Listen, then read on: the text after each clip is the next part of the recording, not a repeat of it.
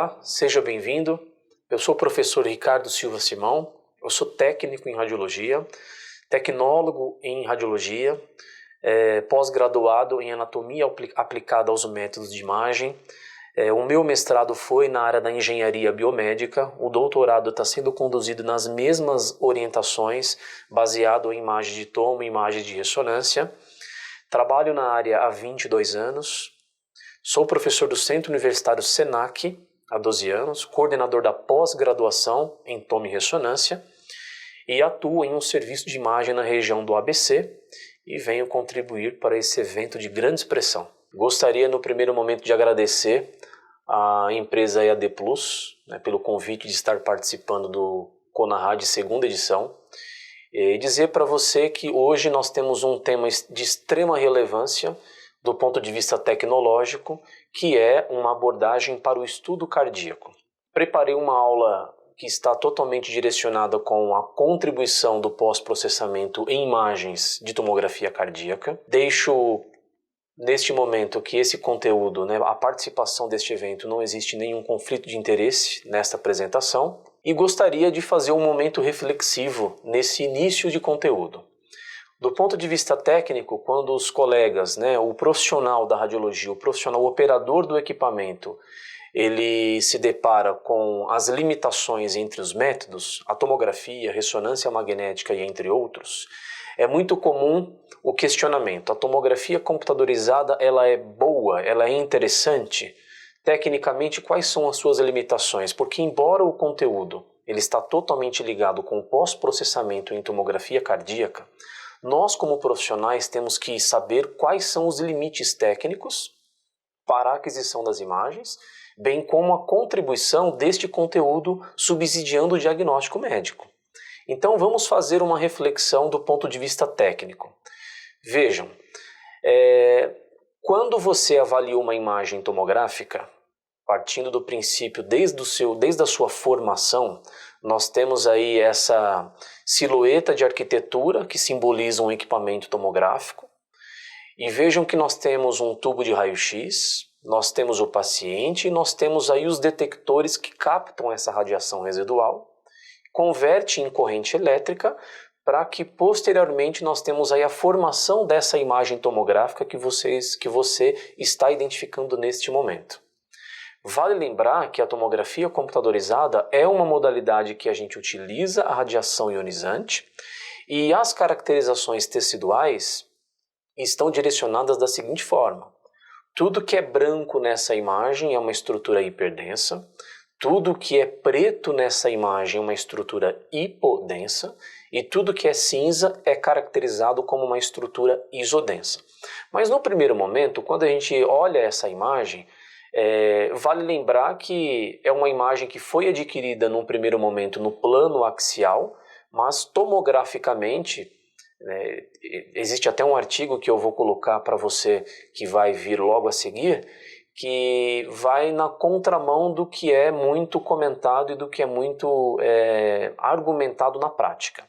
Tomograficamente, do ponto de vista da engenharia biomédica, não realiza corte em nenhum dos três planos. Pela engenharia biomédica, o corte na tomografia é feito em plano linear, como nós temos essa ilustração aí do ponto de vista de exemplo, ou seja, o raio-x ele é disparado em forma linear, entre parênteses, em forma de guilhotina, e essa imagem é gerada no plano axial, que é o plano que nós estamos vendo, porque nós colocamos o paciente nessas disposições. É por isso que essa imagem saiu no plano axial. Mas existem algumas estruturas anatômicas, como a mão, como o punho, algumas estruturas que a gente consegue fazer uma aquisição em planos anatômicos diferentes. Então, uma coisa é alguém questionar qual é o plano de vista desta imagem. O plano de vista é plano de vista axial. Mas qual é o corte realizado? O corte foi linear. Então são duas situações distintas que é bacana que você saiba responder caso venha algum tipo de questionamento. Então essa é a primeira premissa que a gente vai utilizar para que a gente tenha um bom conteúdo e para que as imagens cardíacas que nós teremos contato muito em breve fique bem claro, porque vale lembrar que pós-processamento cardíaco é baseado na aquisição, bem como todo o pós-processamento que vem no decorrer, né, da avaliação das imagens. Então essa coisa técnica ela tem que ficar muito claro nesse momento. Então nós temos aqui esse artigo que eu deixo para você, né, ler com mais calma, ele é totalmente gratuito, está disponível na revista brasileira da Engenharia Biomédica, que é a aplicação do algoritmo FDK para reconstrução das imagens tomográficas multicorte. Esse artigo ele é bastante interessante, porque é um artigo que exempla de forma muito simples quais são os tipos de cortes que a gente tem hoje tomograficamente falando. Então deixo a dica para que vocês possam fazer aí a leitura, para que a gente possa aparar as arestas das dúvidas do ponto de vista de formação da imagem tomográfica. Agora, nós temos uma situação bastante curiosa, né? Porque uma coisa é alguém perguntar para você como candidato num processo seletivo, alguma coisa nesse sentido. Para que serve a tomografia? O popular é a seguinte resposta: a tomografia serve para osso, ressonância para partes moles. Essa resposta não seria uma resposta muito técnica. Então nós teríamos aí que lapidar essa informação para deixar de uma forma simples, embora técnica e correta. Então vamos lá nesse primeiro exemplo. No primeiro exemplo a gente tem um estudo de caso que é um trauma. E vejam que na região anterior, na região entre o osso frontal e o parietal do lado esquerdo, vejam que nós temos uma linha escura que ela simboliza uma área hipodensa. Neste caso, nós estamos diante de uma área que é uma área hipodensa, que é vista e conhecida como uma fratura.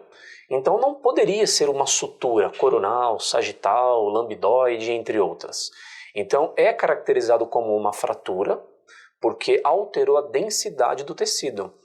Nos slides anteriores eu havia comentado que o comportamento das imagens eram avaliados, baseados em densidades.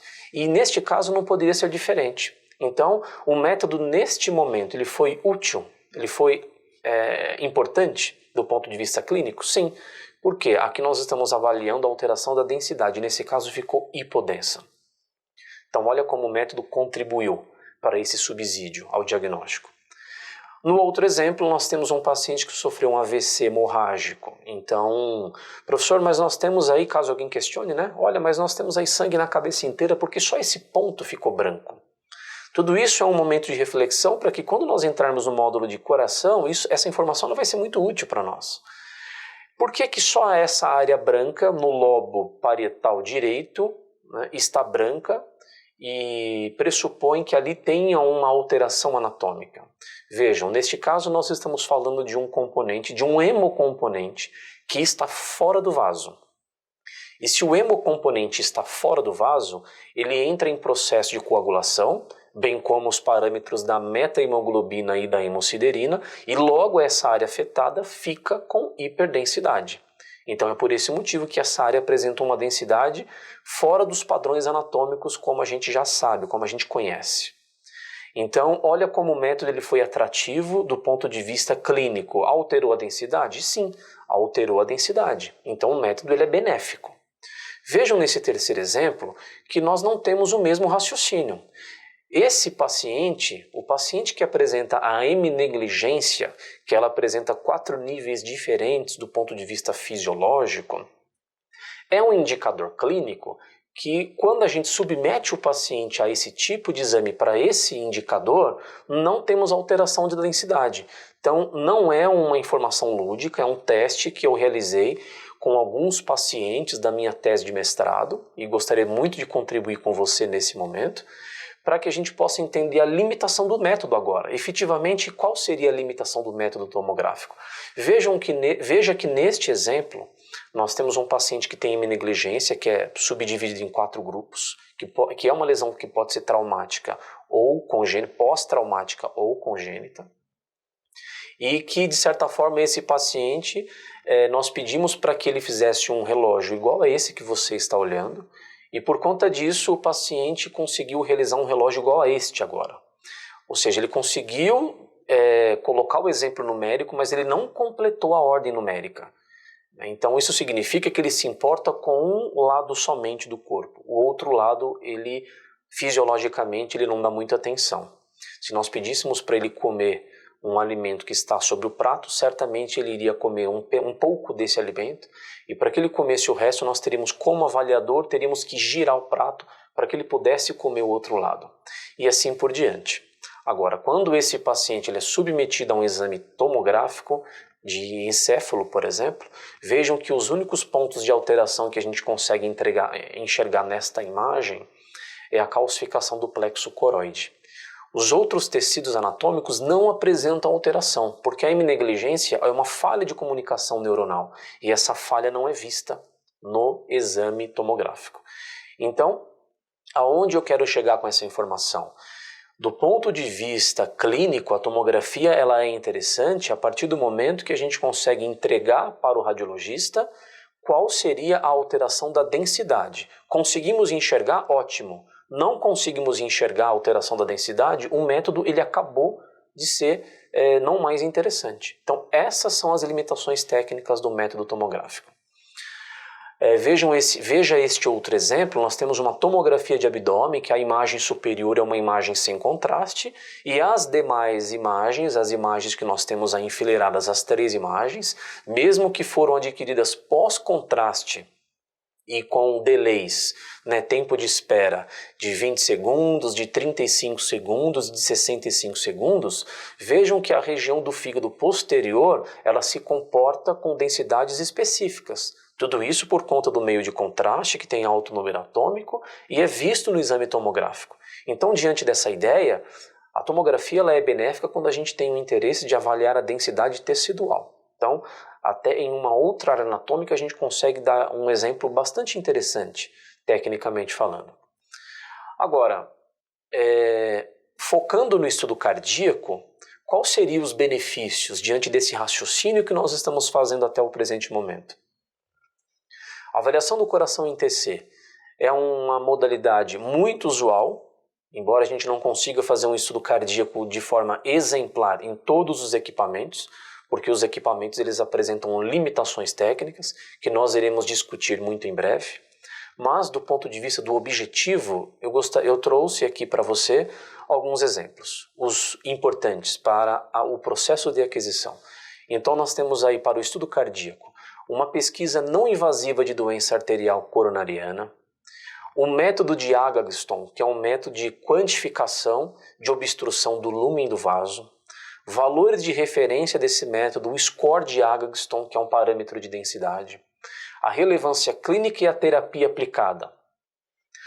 Em seguida, nós temos aí a quantificação dos volumes, bem como o volume diastólico, bem como o volume sistólico, que são parâmetros de avaliação no decorrer deste exame. O volume de ejeção é importantíssimo a gente conseguir fornecer essa informação para o médico, o débito cardíaco e a fração de ejeção. Então essas informações objetivam o estudo cardíaco tomográfico. Agora eu gostaria de fazer uma reflexão com você para que após o processo de aquisição você saiba identificar o exame cardíaco em eixos e planos. Porque embora a gente conversou sobre os comportamentos teciduais, nós estamos entrando em um parâmetro neste momento que requer o conhecimento e o desdobramento da anatomia cardíaca. Então eu trouxe agora um exemplo para que a gente possa avaliar estas formas variadas de aquisição da área cardíaca. Então nós temos aí a primeira imagem do slide, é um coraçãozinho aí visto num corte sagital, e essa linha amarela que está em cima desta área cardíaca, se fosse um corte, a linha amarela, veja que nós estaríamos aí dividindo o coração entre o que é anterior e o que é posterior. Neste caso, nós teremos a imagem abaixo. E a imagem abaixo ganha um nome. Essa imagem ela é chamada tecnicamente de imagem de eixo longo 4 câmaras. O outro exemplo, a imagem central, um coração visto aí possivelmente em uma imagem frontal. Se nós fizermos um corte nessa disposição, ou seja, essa linha roxa, dividindo o coração entre o que é direito e o que é esquerdo. Logo abaixo nós temos uma outra informação, a informação que esta imagem ela é chamada de imagem no eixo longo agora, só que duas câmeras.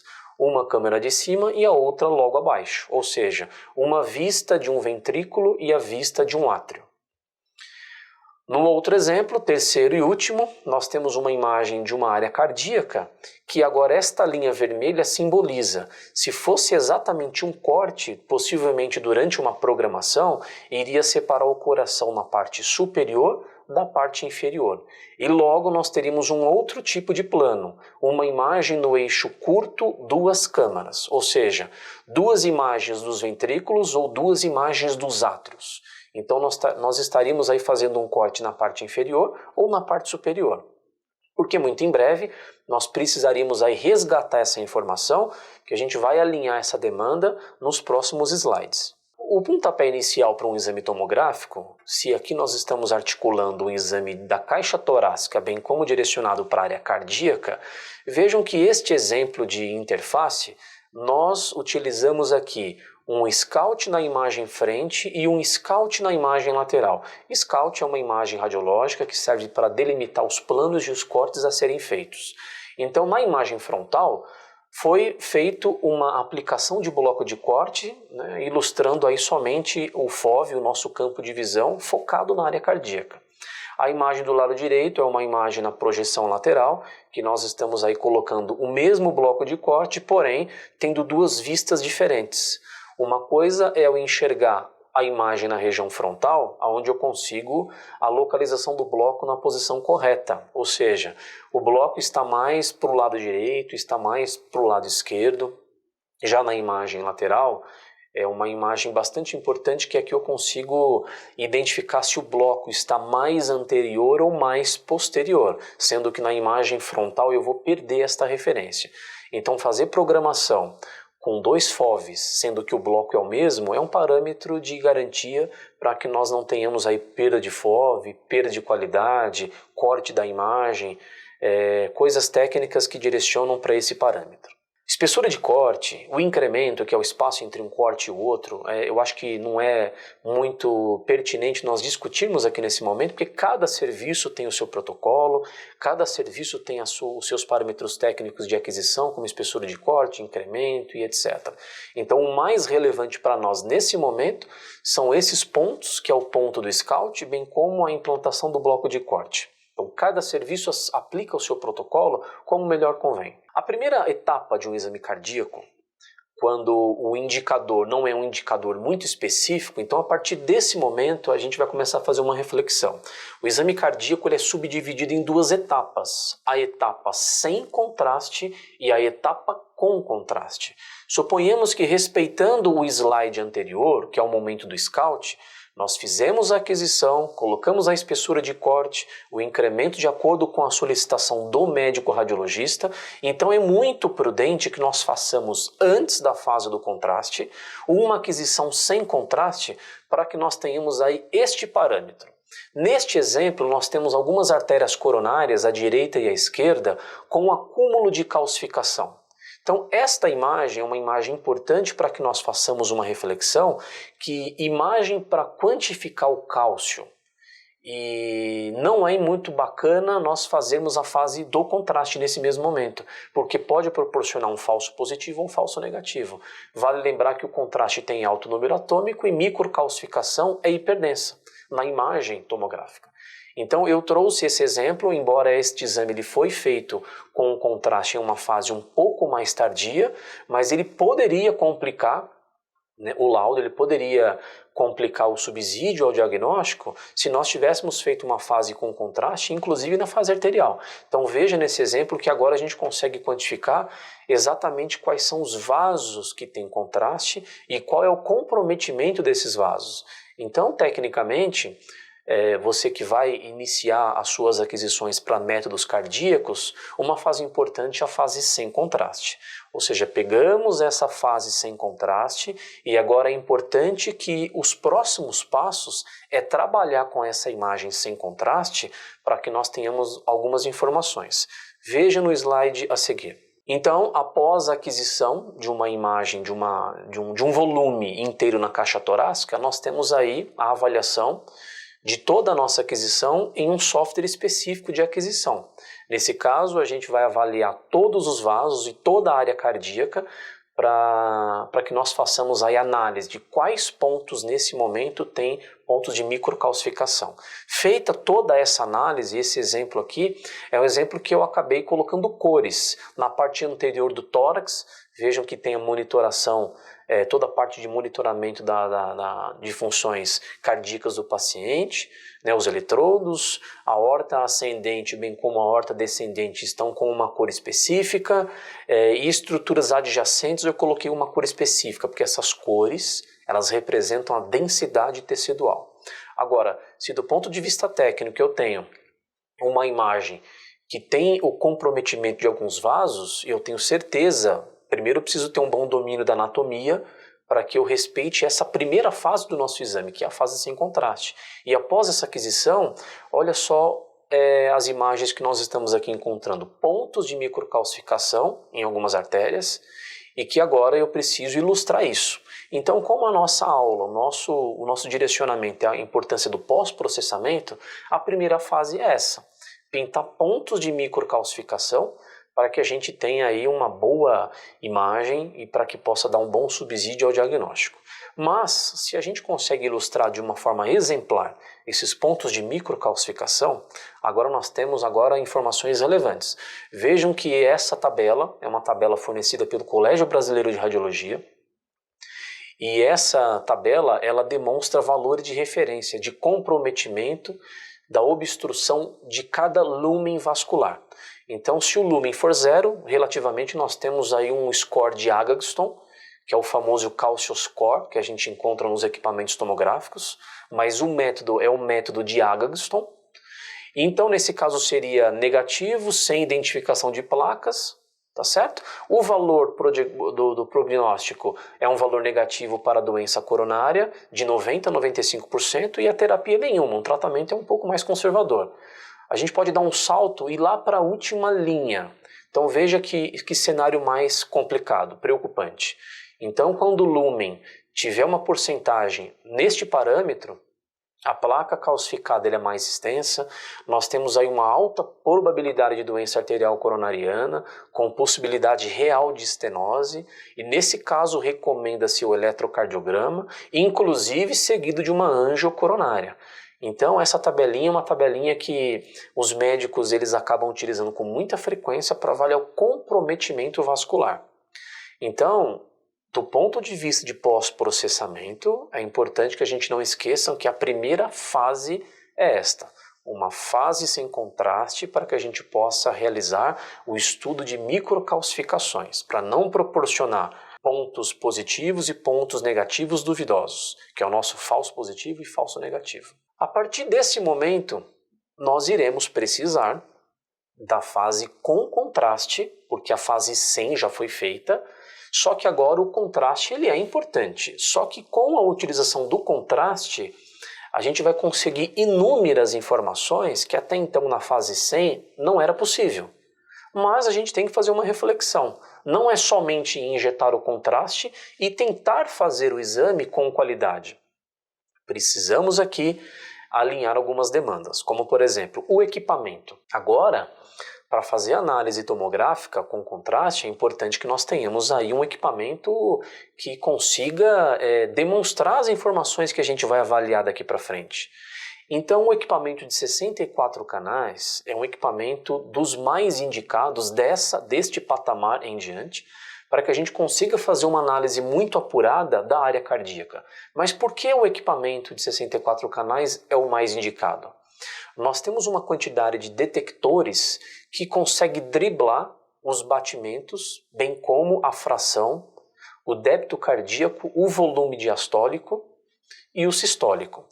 Os equipamentos anteriores, os de 8 canais, 4, 8, 16, 32, consegue nos proporcionar boas imagens, porém não consegue driblar de uma forma exemplar essas estruturas fisiológicas. E no de 64 em diante a gente consegue com muita clareza essas informações.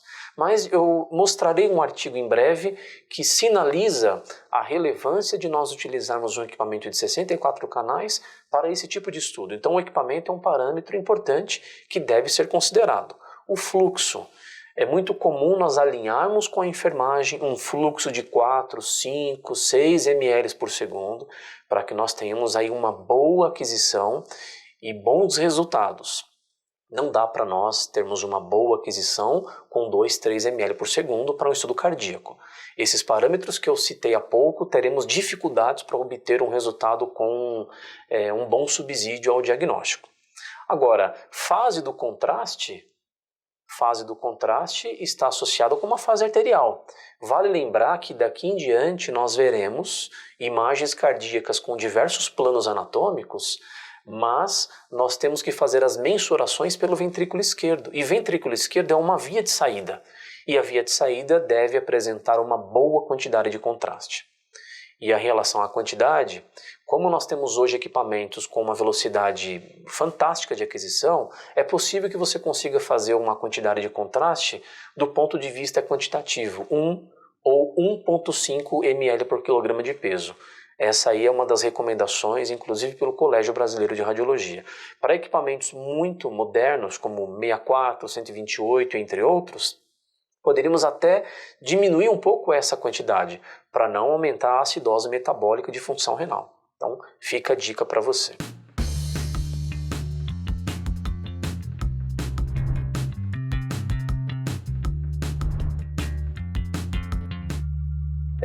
Este artigo ele é um artigo bastante interessante que ele deixa bem claro o grande motivo, pelo qual a gente consegue fazer bons exames com equipamentos de 64 canais em diante. Então, sugiro que você leia esse artigo com calma.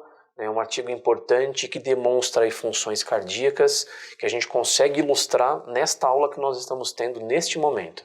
Então esse artigo é um artigo interessante porque é muito comum, né, vir o questionamento: por que o tomógrafo de 64 canais ele é bom?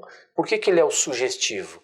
Porque ele dá um bom subsídio no estudo do volume diastólico, do sistólico, da fração de ejeção e do débito cardíaco. Então esse artigo ilustra muito bem essa fala que eu estou tendo com você neste momento. Agora, as decisões antes de injetarmos o contraste, olha só, se a quantidade é relativa por peso, então nós temos aí 1 ml por quilograma.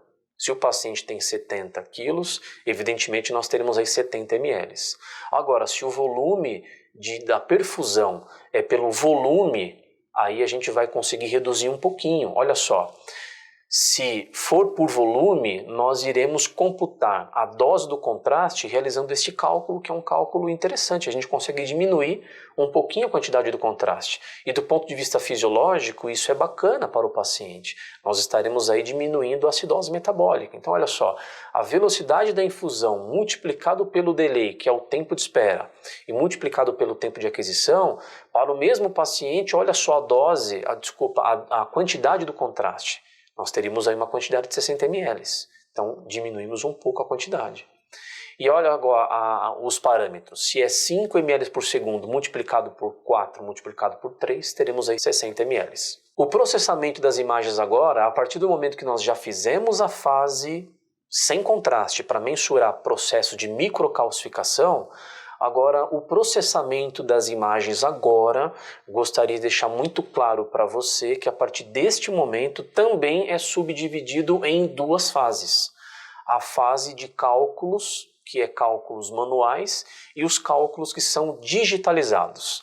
Vamos prosseguir aqui. Então, a partir do momento que a gente escolheu a nossa imagem volumétrica da fase com contraste, respeitando a fase arterial, nós temos agora a seguinte ação.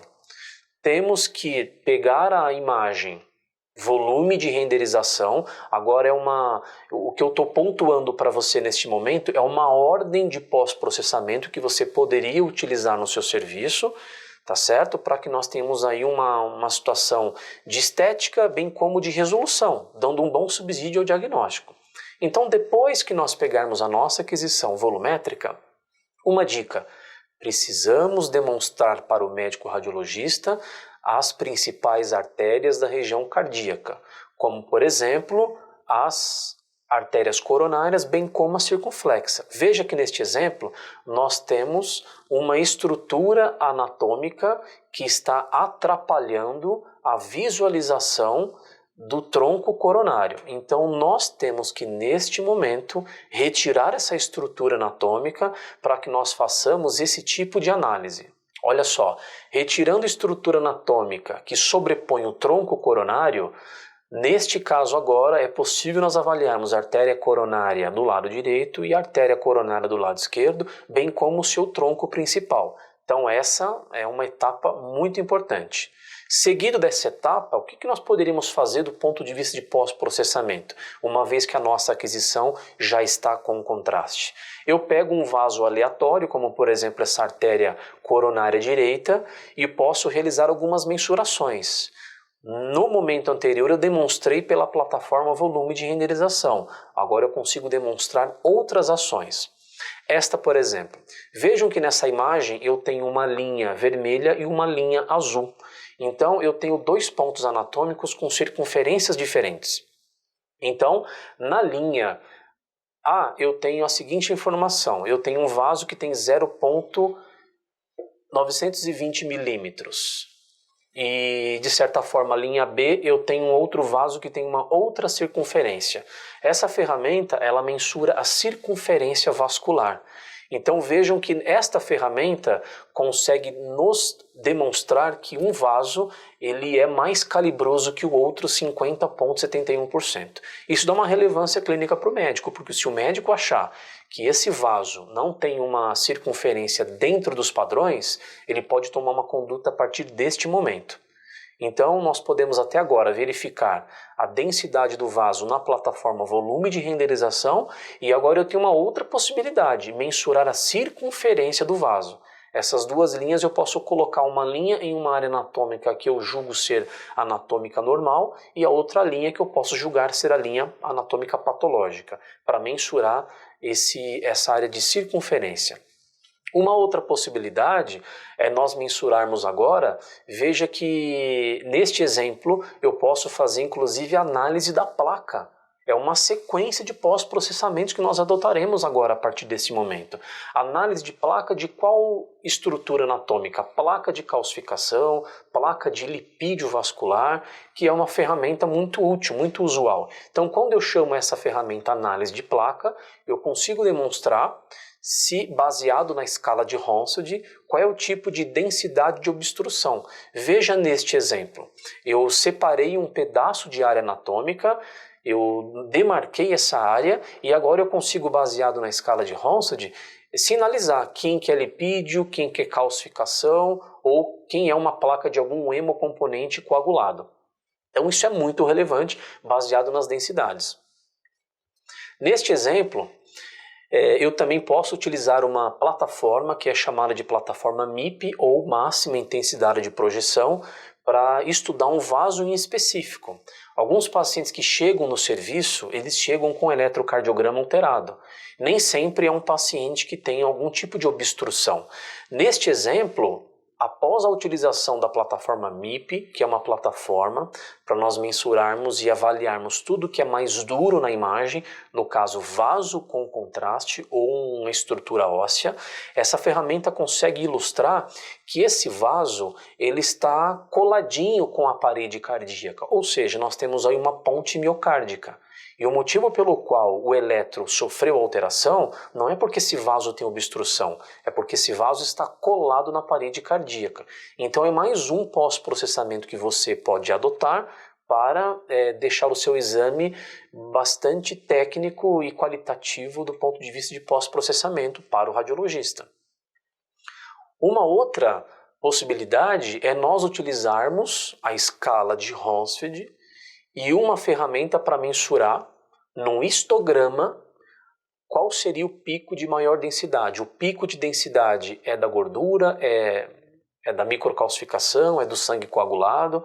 Então nessa ferramenta, vejam que as duas imagens inferiores, as circulares, ali a gente consegue enxergar por cores, baseado em densidades, quem são as estruturas anatômicas patológicas. Então, não esqueçam de adotar essa medida caso vocês tenham essa oportunidade. Numa outra situação, eu poderia fazer uma análise endovascular, traçar uma possibilidade e neste momento eu poderia fazer uma análise endovascular, fazer uma navegação virtual para dentro, para que nós possamos avaliar dentro da parede quais são as placas de microcalcificação. Então essa é uma tarefa bastante bacana que os médicos normalmente acabam solicitando para nós, operadores do equipamento. Então eu poderia traçar um vaso, escolho uma aorta ascendente ou um vaso específico cardíaco e poderia fazer uma navegação endocavitária, endovascular nessa estrutura. Então mais uma ferramenta que você como profissional poderia adotar. Então vejam que durante a navegação virtual eu consegui demonstrar para o médico radiologista essas placas que neste caso, neste software, simboliza placas de microcalcificação no lúmen do vaso. É mais uma etapa que vocês poderiam adotar. Vejam que nós estamos falando de uma sequência de pós-processamento, ok? Após nós proporcionarmos para o radiologista aquelas informações anteriores, como a mensuração vascular, a mensuração de densidade das microcalcificações ou lipídio, navegação virtual, utilizando a plataforma MIP, nós temos um cenário muito importante neste momento. Só que vale lembrar que esta fase ela só deve ser utilizada na fase pós-contraste. Então, nós temos aqui que dividir agora, neste momento, esse tipo de pós-processamento em duas situações. Ou nós iremos demonstrar os volumes cardíacos para os radiologistas na fase de cálculos manuais, ou quem tem software de pós-processamento vai demonstrar para o médico de forma digital. Então, vale lembrar que agora nós iremos subdividir em dois momentos, tudo em cálculo manual ou em cálculo automático. Vamos começar a demonstrar para você a forma de calcularmos os volumes de maneira manual. Então, como seria este processo? Os aspectos relevantes do mapa polar é estudo das camadas do miocárdio, da detecção de regiões do coração com a funcionalidade reduzida e a investigação de indivíduos que têm alto risco de insuficiência aguda do miocárdio. Para isso a gente vai mensurar agora o estudo do mapa polar. Só que agora esse mapa nós iremos fazer de maneira manual.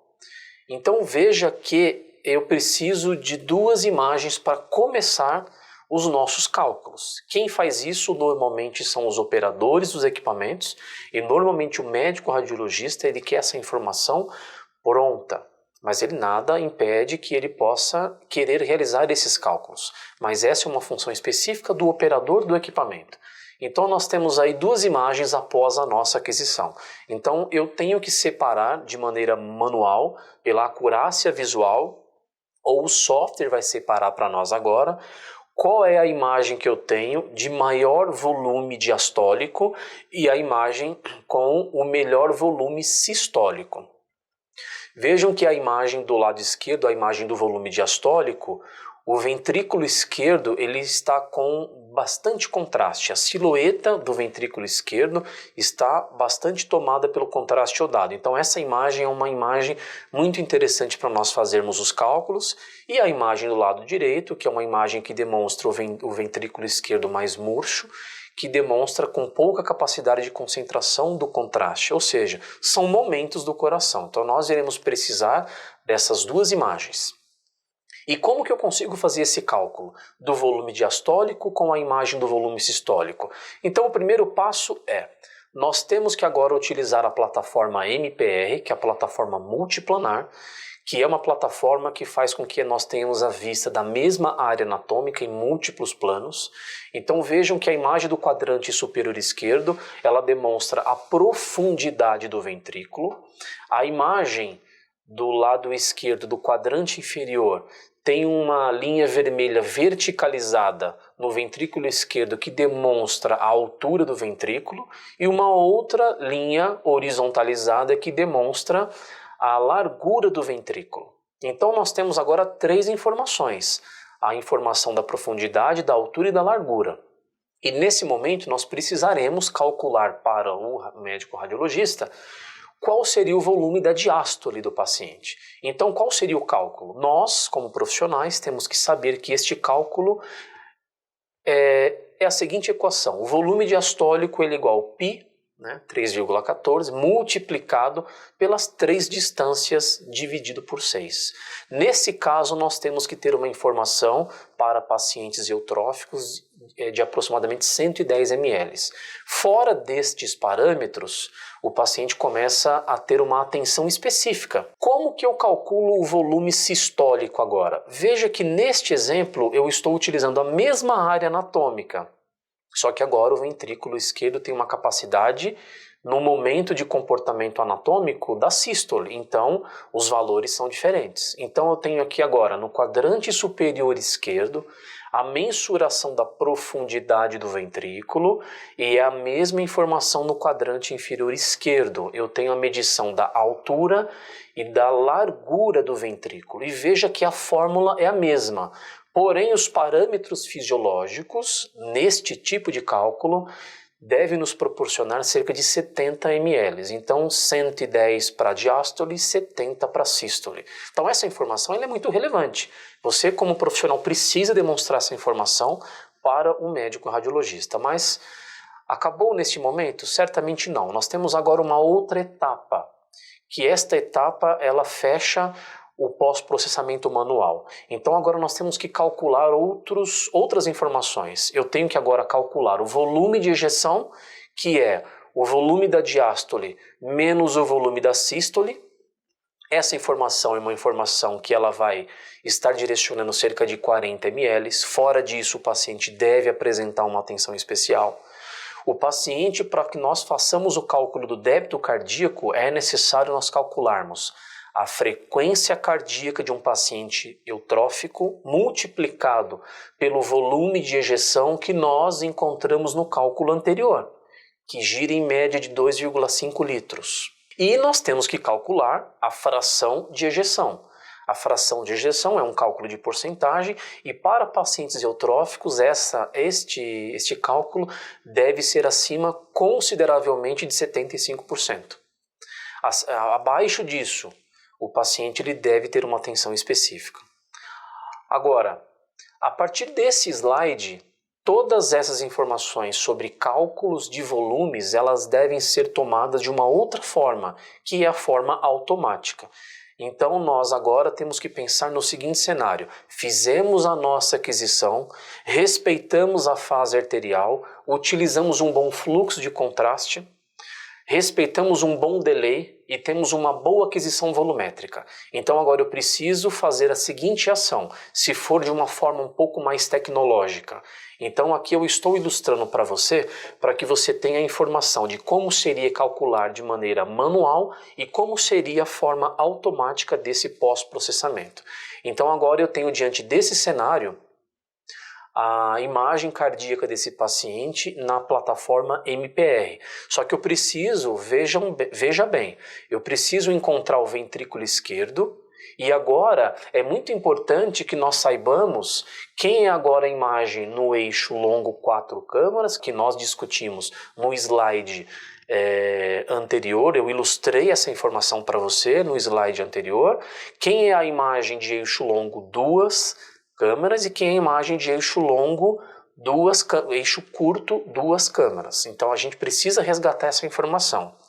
Então aqui nós temos as 3 imagens. Olha só, imagem do quadrante superior esquerdo é a imagem de eixo longo 4 câmaras. A imagem do quadrante inferior esquerdo é a imagem de eixo curto, 2 câmaras. E a imagem do quadrante inferior direito é a imagem de eixo longo, 2 câmaras. Então agora eu preciso colocar a minha semente digital, a minha ferramenta no lume do ventrículo e simplesmente eu preciso agora utilizar uma ferramenta que se chama a ferramenta de cálculo do mapa polar, que nada mais é proporcionar essas informações que eu havia falado para você no cálculo manual.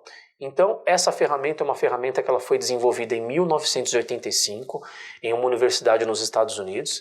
Essa ferramenta é muito útil para nós, operadores de equipamentos tomográficos, de ressonância e de medicina nuclear, e para médicos que trabalham com ultrassom. E essa ferramenta ela mensura o fluxo, né, vascular. Então, essa ferramenta, uma vez que ela foi colocada no ventrículo esquerdo, ela vai calcular de maneira automática as informações que eu havia colocado para você anteriormente. Então veja que vai gerar um mapa polar para nós, é um mapa de cores que demonstra o engrossamento da parede, a fração de ejeção, a espessura da parede, bem como a porcentagem de obstrução. Então, esse mapa de cores ele está associado com o mapa da perfusão do ventrículo esquerdo.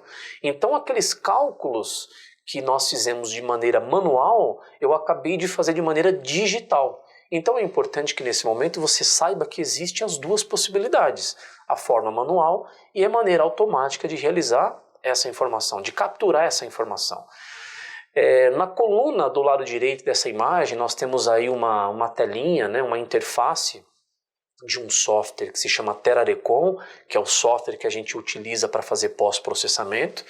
E nós temos aí as informações. Vejam que é demonstrado o cálculo da diástole, o cálculo da sístole, a fração e o débito, de maneira totalmente digitalizada, que inclusive a gente pode pedir para o software nos proporcionar isso um relatório.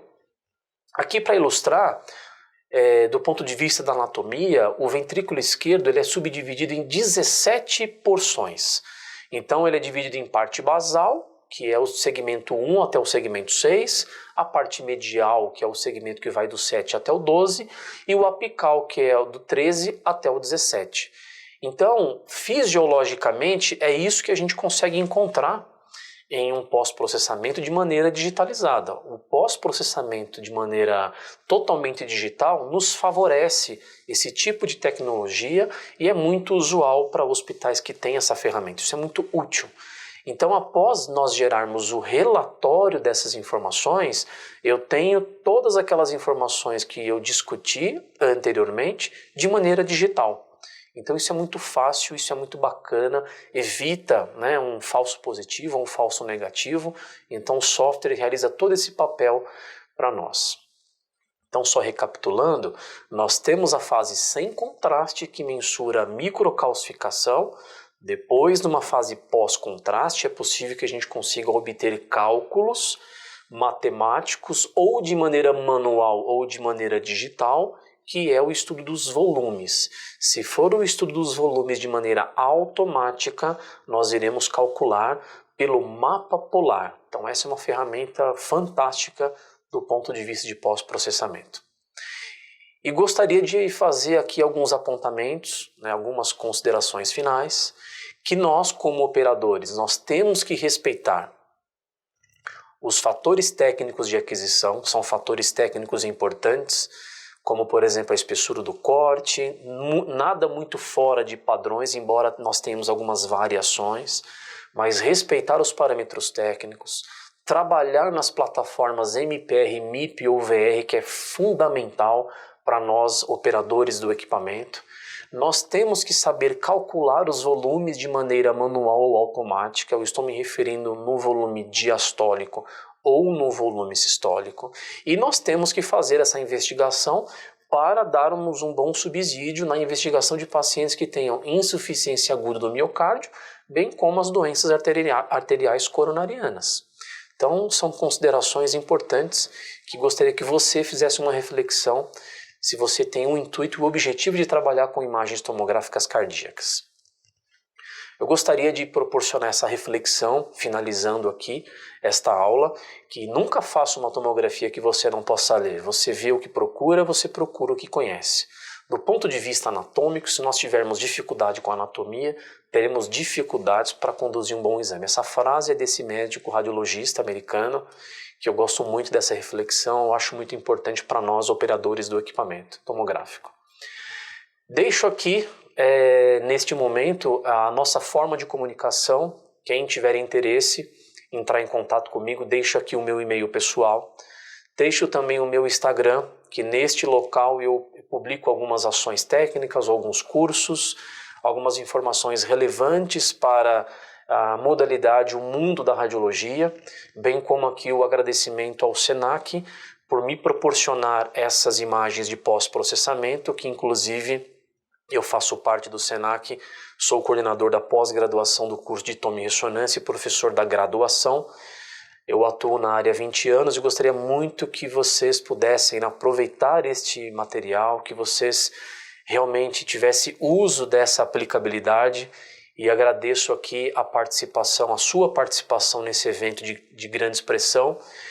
E só para salientar que essas imagens que nós utilizamos no decorrer desta aula, elas foram adquiridas no software que a gente utiliza no curso de pós-graduação do Centro Universitário SENAC.